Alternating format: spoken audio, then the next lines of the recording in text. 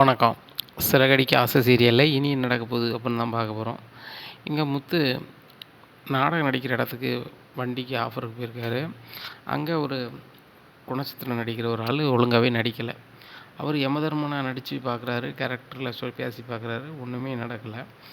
அப்போ முத்து இதை பார்த்துட்டே இருந்துட்டு, என்னென்னாச்சு, எவ்வளோ சொல்லித்தராரு, நீங்கள் அதை சொல்ல மாட்டேறீங்க அப்படிங்கும்போது, தம்பி இதெல்லாம் நீங்கள் பண்ண முடியாது, அவரை நீங்கள் ஒரு மாதிரி பேசாதீங்க, அவர் பெரிய ஒரு ஆக்டர் தான், ஆனால் இந்த டைலாக்லாம் பெரிய டைலாக்கு அப்படிங்கிறாங்க. என்ன சார் டைலாக்கு, இதெல்லாம் சொல்லணும், நான் சொல்கிறேன் அப்படின்னு சொல்லி முத்து அச்சு அசலாக அப்படியே சொல்லிடுறாரு. இதை பார்த்துட்டு ரொம்ப ஷாக் ஆகிடுறாரு.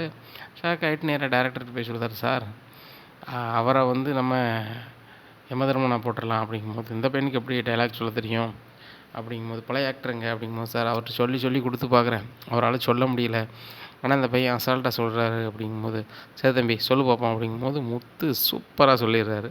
பார்த்துட்டு டேரக்டர் ரொம்பவே பிடிச்சி போகுது. சரி யமதர்மனா இந்த பையனுக்கு வேஷத்தை போடுங்க அப்படிங்கிறாங்க. வேஷத்தை போடுறாங்க. அந்த சீரியலில் பயங்கரமாக நடிக்க ஆரம்பிச்சிடுறாங்க. அது பழைய காலத்தில் நடந்தக்கூடிய ஒரு காட்சி மாதிரி எடுக்கிறாங்க. அந்த நாடகத்தை ஜம்முன்னு நடிச்சிடுறாங்க. பார்த்துட்டு டேரக்டர் ரொம்ப பிடிச்சி போகுது. தம்பி உங்கள் நம்பரை கொடுத்துட்டு போங்க அப்படிங்கும்போது, சரி சார் அப்படின்னு சொல்லிட்டு நம்பரை கொடுத்துட்டு வாடகை வாங்கிட்டு வந்துடுறாரு. அப்போ வீட்டில் போய் விஜயாவை ஒரு என்னத்தையாவது பண்ணணும் அப்படின்னு சொல்லிட்டு போய் விஜயா பேரை சொல்லி கூப்பிட்றாங்க. விஜயா ரொம்பவே பயந்து போகிறாங்க. இப்படியா இருக்குது. இந்த சூழ்நிலையில் அண்ணாமலை, என்னடா நீ விளாண்டுக்கிட்டு இருக்க அப்படிங்கும்போது, இல்லைப்பா சும்மா தான், நான் ஒரு காருக்கு ஆஃபராக போயிருந்தேன்ப்பா, அங்கே ஒரு ஆள் வந்திருந்தார், அவர் ஷூட்டிங் நடக்கிற இடத்துக்கு அவர் பாட்டில் இறங்கி மறந்து போயிட்டார், பின்னாடியே போனேன், அங்கே போனால் ஒரு ஆள் யமதர்மன் வேஷத்தை போட்டு நடிக்கிறதுக்கு டைலாக்கு சொல்ல முடியாமல் திணறிட்டு கிடந்தார். நான் அசால்ட்டாக சொன்னோன்னே இனி நடிக்க சொல்லிட்டாங்க அப்படிங்கும்போது, அப்படியா பரவாயில்லையே அப்போ சொல்லிட்டியா அப்படிங்கும்போது, சூப்பராக சொல்லிட்டேன், டிவியில் வரும்போது நான் உனக்கு காமிக்கிறேன்ப்பா அப்படிங்கிறாங்க. சரிடா சரிடா அப்படின்ட்டு இருக்காங்க. பேசிகிட்டு இருக்கும்போதே முத்துக்கு ஒரு ஃபோன் வருது. டைரக்டர் பண்ணுறாரு, தம்பி நீ உனக்கு கொடுத்த கேரக்டர் சூப்பராக பண்ணியிருக்க, இதே மாதிரி எந்த கேரக்டர் கொடுத்தாலும் பண்ணுவியா அப்படிங்கும்போது, சார் எனக்கு அது பொழப்பு இல்லை, எனக்கு டிரைவர் சொல்லி தான் வரும், ஆனால் நீங்கள் பெரிய டைலாக்னு சொல்கிறீங்களா, அதெல்லாம் பெருசுலாம் கிடையாது, மனசுக்குள்ளே உள்ள வாங்கிட்டு அசால்ட்டாக சொல்லலாம் சார் அப்படிங்கும்போது, தம்பி நாளைக்கு காலையில் இந்த அட்ரஸுக்கு நேரில் வந்து பாரு அப்படிங்கிறாங்க. என்ன சார் எதுவும் கார் எதுவும் ஆஃபர் புக் பண்ணுறீங்களா அப்படிங்கும்போது, தம்பி ஒன்றையே நான் புக் பண்ணுறேன் அப்படிங்க. புரியல சார் அப்படிங்கிறாங்க. தம்பி ரெகுலராக நான் உன்னைய நாடகத்தில் நடிக்க வைக்கிறேன் சரிதானா, ஒரு முக்கியமான ஒரு காட்சி, அதான் நீ பேசணும், நீ பேசுவியான்னு நான் பார்த்துட்டா ரெகுலராக உனக்கு வேலை தந்துடுறேன் அப்படிங்கும்போது, சார் நான் யமதர்ம வேஷம் பிடிச்சிருந்துச்சி சொன்னேன் அப்படிங்கும்போது, தம்பி அந்த கேரக்டர் எல்லாருமே சொல்ல முடியாது, அந்த டைலாக் ரொம்ப கஷ்டம், என்னையே டவார்னு சொல்லனா முடியாது, நான் ரைட்டர் தான், ஆனாலும் அது கஷ்டம், சரியா நீ சால்ட்டாக சொல்லியிருக்க, அதனால் உனக்கு திறமை இருக்குது தம்பி, ஒன்றும் பிரச்சனை இல்லை, நாளைக்கு காலைல வந்து பாரு அப்படிங்கிறாங்க. சரி சார்னு ஃபோன் வச்சுட்றாங்க. யாருப்பா அப்படின்னு முத்துக்கிட்ட அண்ணாமலை கேட்குறாங்க. இப்போ சொன்னோம்லப்பா ஒரு யமதர்மனா நடிச்சேன்னு சொல்லி அந்த டேரக்டர் தான்ப்பா பேசுகிறாரு, நாளைக்கு ஆஃபீஸில் வந்து பார்க்க சொல்கிறாரு, ஒரு கஷ்டமான கேரக்டர் நீ பண்ணணும், ரெகுலராக நீ அப்படி பண்ணிட்ட அப்படின்னா உனக்கு சூப்பராக காசு வரும் அப்படி இப்படின்னு சொல்கிறாருப்பா அப்படிங்கும்போது, முத்தும் ஒரு சுருதியும் ரொம்ப சிரிப்பாக இருக்கிறாங்க. எல்லாருமே மகிழ்ந்து பார்க்காங்க. இங்கே ரோகிணிக்கு ரொம்பவே பொறாமை, இந்த முத்துலாம் நடிக்க ஆரம்பிச்சிட்டான்னாக்கா நல்லா சம்பாதிப்பான், ஏற்கனவே இந்த வீட்டில் நானும் மனோஜும் மறுவாதி இல்லாமல் இருந்த மாதிரி தான் இருக்கும், மனோஜ் தொழில் பண்ணுறாரு, பட் மனோஜை மதிக்கிறதில்ல, மனோஜ் ஒய்ஃபாக இனியும் மதிக்கிறதில்ல, இந்த முத்து சம்பாதிக்க ஆரம்பிச்சிட்டானா சரி வராது அப்படின்னு நினச்சிட்ருக்காங்க. இங்கே மீனா சூப்பருங்க, நான் கூட உங்களை யமதர்மனே நினச்சிட்டேன் அப்படிங்கும்போது, மீனா நம்பிட்டல, இதே மாதிரி டேரக்டர் நம்பிட்டார், நாளைக்கு வர சொல்லியிருக்காரு, நீனும் வா பார்க்கலாம் அப்படிங்கிறாங்க. மறுநாள் காலையிலே முத்து மீனாவும் போகிறாங்க. அங்கே போனோன்னா டேரக்டர் என்னப்பா இது யார், இந்த பொண்ணு நடிக்கணுமா அப்படிங்கிறாங்க. சார் ஏற்கனவே அவள் பயங்கரமாக நடிப்பா அப்படிங்கிறாங்க. எந்த சீரியலம்மா நடிக்க அப்படிங்கும்போது, என் வீட்டுக்கார் சும்மா சொல்லிட்டாரு, நான் நடிக்கலாம் செய்யலை, நான் பூயா வரம் பார்க்குறேன் அப்படிங்கிறேன். அப்படியாம்மா, சரி சரி சரி, இது உங்கள் வீட்டுக்காரம்மா சூப்பராக நடித்தாப்புல, அதான் அவரை கூப்பிட்டு இன்னொரு கேரக்டர் பண்ண முடியுமான்னு தான் கேட்குறேன், நேற்று ஒரு காட்சி தான் பண்ணார், ஆனால் இதில் வருஷ கணக்கில் பண்ணணும், அது கஷ்டமான கேரக்டரு, படித்தால் மாதிரி பண்ணுவாரான்னு தெரியல அப்படிங்கும்போது, சார் இங்கிலீஷில் எனக்கு பேச வராது அப்படிங்கும்போது, தம்பி அதெல்லாம் டப்பிங்கில் நாங்கள் பார்த்துப்போம், ஒரு சில வேஷத்தில் நீங்கள் பேச வேண்டியிருக்கும், அதை மட்டும் நீங்கள் பேசணும், தமிழ்லேயே பேசினா போதும் அப்படிங்கிறாங்க, சொல்லிக் கொடுக்குறாங்க. முத்துக்கு ஒரு 5 நிமிஷமாக சொல்லி கொடுத்துக்கிட்டு இருக்காரு. முத்து ஒரு 2 நிமிஷத்தில் சொல்லிடுறாரு. என்னையா நீ 5 நிமிஷம் ஆகுது எனக்கு சொல்லித்தரதுக்கு, நீ 2 நிமிஷத்தில் பேசிடுறேப்பா அப்படிங்கும்போது, சார் இதெல்லாம் அசால்ட்டு தான் சார், இங்கிலீஷில் சொன்னீங்கன்னாக்கா முந்தின நாள் சொன்னீங்கன்னா நான் அப்படி பயிற்சி எடுத்துகிட்டு அப்படியே இது பண்ணிடுவேன் சார் அப்படிங்கும்போது, ஓ இது வேறையா, ரொம்ப சூப்பராக இருக்குது அப்படின்னோடனே மீனாவே மயங்கிடுறாங்க. எப்பா இங்கே வா அப்படின்னு சொல்லி கூப்பிட்றாங்க அங்கே இருக்க ஒரு ஆளை. இந்த தம்பிகிட்ட ஒரு பேப்பரில் நம்ம நடைமுறையை சொல்லி எழுதி வாங்கிக்கோங்க, ஒரு டெபாசிட் அமௌண்ட் வந்து இவ்வளோ கொடுங்க அப்படிங்கிறாங்க. உடனே சார் உங்களுக்கு வந்து சார் வந்து 10 லட்ச ரூபா கொடுக்க சொல்லியிருக்காங்க, ஒரு நாளைக்கு உங்களுக்கு வந்து 20,000 சார் அப்படிங்கிறாங்க. என்னது ஒரு நாளைக்கு 20,000 அப்படிங்கிறாங்க. ஆமாம் சார், ஒரு நாளைக்கு ஷூட்டிங் வந்தீங்கன்னா உங்களுக்கு 20,000 தந்துடுவாங்க, நீங்கள் மாதத்தில் மொத்தத்தில் வாங்கிக்கலாம் அப்படிங்கும்போது, சார் உண்மையாகவே சொல்கிறீங்க அப்படிங்கிறாங்க. ஏங்க உண்மையாக தான் சொல்கிறோம், இந்த பணம் உங்களுக்கு டெபாசிட் மாதிரி தந்துடுவோம், நீங்கள் வச்சுக்க வேண்டியது அந்த பணம் உங்கள் பணம் தான்.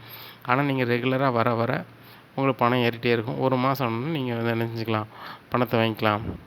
ஒரு நாளைக்கு 20,000 கணக்கு பண்ணிக்கோங்க அப்படிங்கும்போது, ஏன்னா ஒரு நாளைக்கு 20,000 எவ்வளோ வரும் அப்படிங்கிறாங்க. ஏங்க மாதம் 6 லட்சம். 6 லட்சமா அப்படிங்கிறாங்க. உடனே தம்பி இவ்வளோ பணம் சம்பாரிச்சது இல்லையா அப்படிங்கிறாங்க. சார் சம்பாரிச்சதே நான் பெருசாக எதுவும் இல்லை, இதில் 6 லட்சமே நான் மொத்தமாக சம்பாரித்தாலுமே சம்பாரிச்சிருக்க மாட்டேன், ஆனால் இவ்வளவு பணம் தரீங்களே எப்படி சார் உங்களுக்கு கட்டுமா சார் அப்படிங்கும்போது, தம்பி நிறைய வருமானம் வரவேன்னு தராங்க, உங்களே மாதிரி ஏகப்பட்ட பேர் பணம் கொடுக்காங்க, நீங்கள் தானே ஹீரோ, உங்களுக்கு இன்னும் நல்ல சம்பளம் தானே. நான் ஹீரோவா அப்படிங்க. ஆமாம் தம்பி, அந்த கஷ்டமான கேரக்டரை நீங்கள் அசால்ட்டாக பண்ணுறீங்க, நீங்கள் தானே ஹீரோ அப்படிங்கிறாங்க. ஏன்னா நான் ஹீரோவா அப்படிங்கிறாங்க. ஏங்க ஆமாங்க, நீங்களும் ஹீரோ மாதிரி தான் இருக்கீங்க அப்படிங்கும்போது, சரிங்க நான் வந்து கிராமத்தில் மாதிரி இருக்கேன், சார் சொன்ன கேரக்டர் வந்து படித்த ஆள் மாதிரி நான் பண்ணிட முடியுமா அப்படிங்கும்போது, எப்பா மேக்கப்பில் ஒன்று தூக்கிடலாம், ஒன்றும் பிரச்சனை இல்லை, பார்லர் உள்ளவங்க வர சொன்னீங்கன்னா ஷம்முன்னு பண்ணிடுவாங்க அப்படிங்கும்போது, மீனா அதுதான் நம்ம வீட்டில் ஆள் இருக்குது அப்படிங்கும்போது, தம்பி இங்கே செட்டில் வேறு ஆள் இருக்குது, அவங்களே பண்ணிடுவாங்க அப்படிங்கிறாங்க. அப்படியா, சரி சரி எங்கள் வீட்லேயும் பார்லர் வேலை செய்ய ஆள் இருக்குது அப்படிங்க. அப்படியா, சரி ரைட்டு அப்படிங்கிறாங்க. இப்படியா இருக்குது இந்த சூழ்நிலையில் வீட்டில் போய் அண்ணாமலைட்ட முத்து சொல்கிறாரு. முத்து சொன்னோன்னே அண்ணாமலைக்கு பயங்கர சந்தோஷம். டேய் முத்து, நீ நாடகத்தில் நடிக்க போகிற, அதுவும் ஹீரோவா, அப்பாவுக்கு ரொம்ப சந்தோஷமாக இருக்குது அப்படிங்கும்போது, மனோஜ் சொல்கிறார், ஏப்பா இவன் ஏதோ பில்டப் பண்ணுறான்ப்பா, அன்னைக்கு 10ஓட 11 ஏதோ நடிக்க சொல்லிட்டாங்க, உடனே அதை வச்சுட்டு பெருசாக இது பண்ணுறான் அப்படிங்கிறாங்க. டேய் அது மட்டும் இல்லைடா, இங்கே பாருடா, எனக்கு அட்வான்ஸ் கொடுத்துருக்காங்க, மாதம் மாதம் எனக்கு 6 லட்ச ரூபா சம்பளம்னு சொல்லி ஒரு பேப்பரில் எழுதி கொடுத்துருக்காங்க பாரு அப்படிங்கிறாங்க. இதை பார்த்துட்டு இது வெறும் பையெல்லாம் இருக்குன்னு பார்த்தேன், இது நிறைய பணம் வச்சுருக்கானா அப்படின்னு சொல்லிட்டு, எப்பா இது உண்மையான பணம்னு பாருங்கப்பா அப்படிங்கும்போதே, உன்னைய மாதிரி ஏமாத்தால் நான் கிடையாது அப்படிங்கும்போது அண்ணாமலை சொல்கிறாங்க. முத்து எந்த விஷயத்துலையும் போய் சொல்ல மாட்டான் அப்படிங்கும்போது, எப்பா அவன் சொல்லலையா, அவன் காரை விற்றுட்டு இன்னொரு ஆள்கிட்ட கார் ஓட்டிட்டு நான் காரு தான் ஓட்டுதேன், என் காரு தான் ஓட்டுதுன்னு சொல்லலையா அப்படிங்கும்போது, டே அதில் தப்பு என்ன இருக்குது, உன்ன மாதிரி வேலைக்கே போகாமல் பார்க்கில் படுத்து கிடந்துட்டு வேலைக்கு போகிறேன்னு கடை வாங்கி கொண்டு வீட்டில் கொடுத்தி, அதை மாதிரியா அப்படின்னு நீ சொல்லுத அப்படிங்கிறாங்க. உடனே ஏங்க இங்கே பாருங்கள், எப்போவுமே மனோஜ் இந்த முத்து இப்படி தான் பேசிகிட்டு இருக்கான் அப்படிங்கும்போது, முத்து அவன் அப்படி தான் பேசிக்கிட்டு இருக்கான், அவனும் அண்ணன் தம்பிகளுக்குள்ளே எதுவும் பேசிட்டு போகிறாங்க, நீ தலையிடாத விஜயா அப்படிங்கிறாங்க. ஏங்க மனோஜ் ஒரு பெரிய பிஸ்னஸ் மேன், அவனெல்லாம் எப்படி பேசுறது எப்படிங்க ஏற்றுக்கிட முடியும் அப்படின்ட்டு இருக்கும்போது 4 பேர் வராங்க.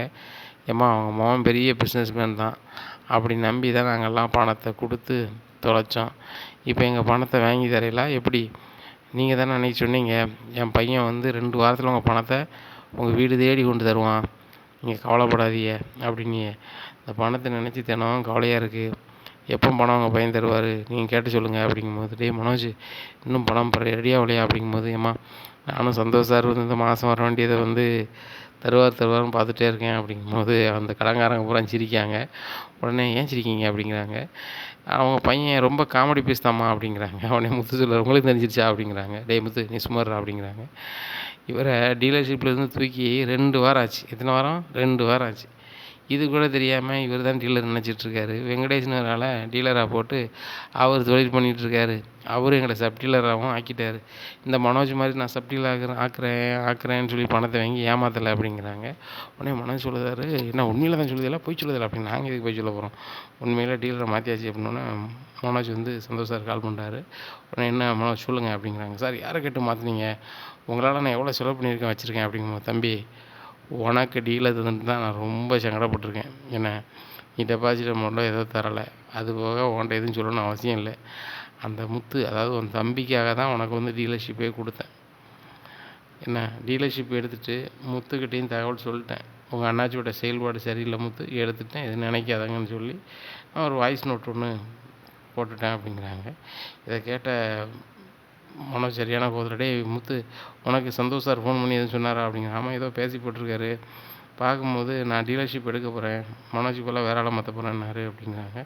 இதையும் என்கிட்ட சொல்லலை அப்படிங்கிறாங்க. டே இது உனக்கு தெரிஞ்சிருக்கணும்னு நினச்சேன்டா அப்படிங்கிறாங்க. இல்லை இல்லை நீ எனக்கு வந்து சங்கடம் பண்ணணும் நான் நல்லா இருக்கக்கூடாதுன்னு நினச்சா நீ சொல்லலை அப்படிங்கும்போது, எப்பா உங்கள் பேச்சுக்காலெலாம் அப்புறம் இருக்கட்டும் அப்படிங்கிறாங்க கடன்காரங்க மனோஜை பார்த்து. எனக்கு கடை வரணும், எப்போ வரும் அப்படிங்கிறாங்க. என்கிட்ட பணம் எதுவும் இல்லை அப்படிங்கிறாங்க. உடனே முத்து சொல்கிறாரு, எவ்வளோ தரணும் அப்படிங்கிறாங்க. எங்கள் எல்லாத்துக்கும் சேர்த்து 30 லட்ச ரூபாய்க்கு மேலே தரணும் அண்ணாச்சி அப்படிங்கிறாங்க. இதில் இவ்வளோ பணம் இருக்குது, இதை வச்சுக்கிடுங்க, என்ன மீதி பணத்தை நான் கொஞ்சம் கொஞ்சமாக தரேன் அப்படிங்கும்போது, தம்பி இதை நாங்கள் எப்படி நம்புறது அப்படிங்கிறாங்க. என்னாச்சு, நீங்கள் பணம் கேட்டு அவங்ககிட்ட வந்தியே, நான் தரேன், இதுதான் உங்களுக்கு நம்பிக்கை, போய்ட்டு வாங்க அப்படின்னு சொல்லிட்டு அனுப்புகிறாங்க. உடனே மீனா எதுவுமே சொல்லலை. உடனே அண்ணாமலை கேட்குறாங்க, டேய் உன் பஞ்சாயத்து ஒரு வார்த்தை கேட்காம கொடுக்க அப்படிங்கும்போது, இல்லைப்பா மீனா கூட அதை தான் சொல்ல நினச்சிருப்பா அப்படிங்கும்போது, ஆமாம்மா வீட்டில் ஒரு ஆள் கடனாக இருக்கும்போது நாங்கள் பணம் வச்சுருக்கேன் நல்லது கிடையாது அப்படிங்கும்போது அண்ணாமலை அப்படி அழுதுடுறாரு. உங்கள் மனசு யாருக்கு வராதுமா, மாடியில் ரூம் கட்ட முடியாமல் சங்கடப்படுதீங்க ஹாலில் இருந்துக்கிட்டு, அப்போ கூட அந்த காசை தனக்கு தான் ஆக்கணும் அப்படின்னு உங்களுக்கு எண்ணமே இல்லை. இந்த வீட்டில் இருக்கிறவங்க எல்லாருமே நல்லா இருக்குன்னு நினைக்கிங்க, கண்டிப்பாக நீங்கள் ரொம்ப நல்லா இருப்பீங்க. தேர் சுமக்கிறவங்க என்றைக்கும் நல்லா இருப்பாங்கன்னு சொல்லுவாங்க, அது மாதிரி இந்த வீட்டினுடைய பாரத்தை நீங்கள் சுமக்கிறீங்க, ரொம்ப நல்லா இருப்பீங்க அப்படிங்கிறாங்க.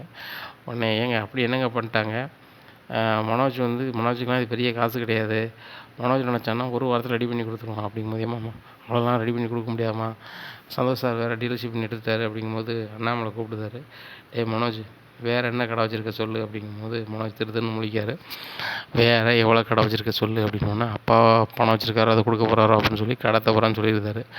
அண்ணாமலை சரியான கிடப்பு, கடை வச்சு கொஞ்ச நாள் தான் ஆச்சு, அது போக நீ புதுசாக கடை வைக்கல அப்படிங்க. இல்லைப்பா புதுசாக தானே வச்சேன் அப்படிங்கிறாங்க.